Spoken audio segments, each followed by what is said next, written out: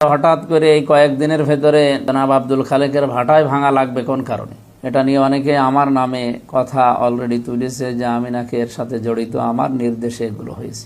আল্লাহর কসম, ঘূর্ণ অক্ষরেও কিছু জানি না এ বিষয়ে, এমনকি আমি মর্মাহত এ বিষয়ে। একটা মানুষের ক্ষতি তো জীবনেও আমি চাই না। ডিসি সাহেবের কাছে কথা বললাম কিছুক্ষণ আগে, ওনারে বললাম আপনি ইনার ভাটার ভাঙলেন, আর বাকি যে অবৈধ ভাটা আছে, বলছে আমরা পর্যায়ক্রমে সবগুলোই ভাঙা আরম্ভ করছি এবং করব সামনে।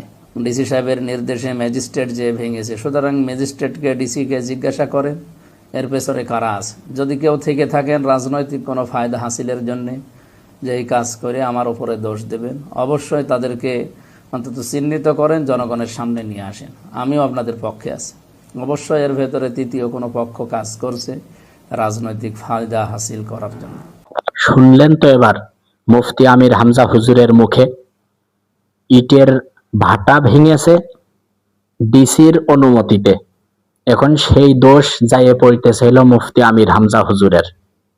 মুফতি আমির হামজা হুজুর কিন্তু কসম কেটেছে যে তার নির্দেশে ওই ইটির ভাটা ভাঙা হয়নি। তো এখন কি বোঝা গেল?